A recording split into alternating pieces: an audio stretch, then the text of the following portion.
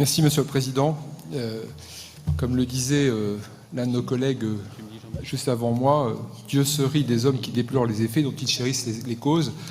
Si aujourd'hui les marins-pêcheurs de la Côte d'Opale des Hauts-de-France subissent les conséquences qu'ils subissent, c'est en raison du Brexit. Et on ne peut pas d'un côté avoir soutenu le Brexit, ses alliés et Nigel Farage en Grande-Bretagne, avoir voulu le Brexit, aujourd'hui se plaindre des conséquences du Brexit, comme le Rassemblement national vient de le faire.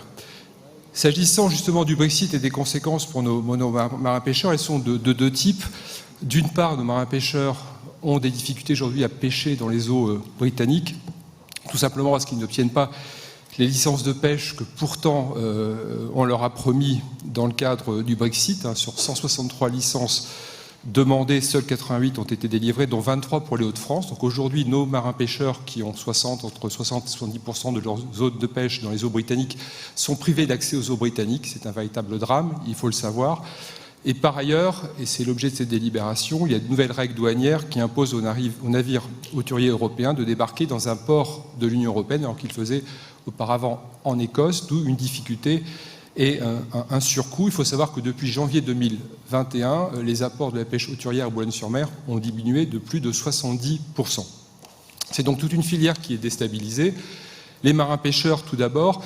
Et je voudrais profiter de cette occasion, Monsieur le Président, pour rappeler qu'il n'y a que le Président de la République qui puisse aujourd'hui tordre le bras des Britanniques pour qu'enfin ils délivrent à nos marins-pêcheurs les licences de pêche dont ils ont besoin pour pouvoir poursuivre leur activité.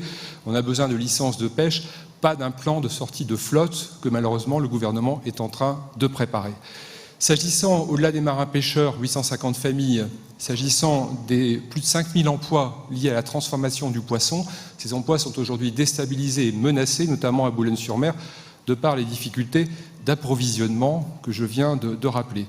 Dans ce contexte, donc, il est essentiel que la région se mobilise et marque son soutien à la filière pêche, aux marins-pêcheurs, mais également aux entreprises de pêche, d'où les deux délibérations qui vous sont proposées, la création d'un fonds d'urgence à destination des entreprises de pêche subissant des surcoûts d'acheminement.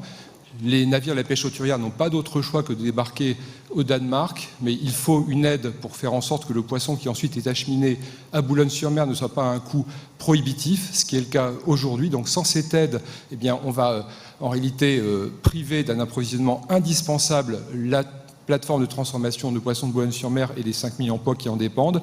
Et puis dès aujourd'hui, une aide à l'armement hauturier, et j'en termine, Monsieur le Président, Euronor, puisqu'il faut savoir que l'entreprise Euronor a 100% de ses zones de pêche dans les eaux britanniques. C'est la raison pour laquelle on doit aujourd'hui, de toute urgence, leur délivrer cette aide. Merci.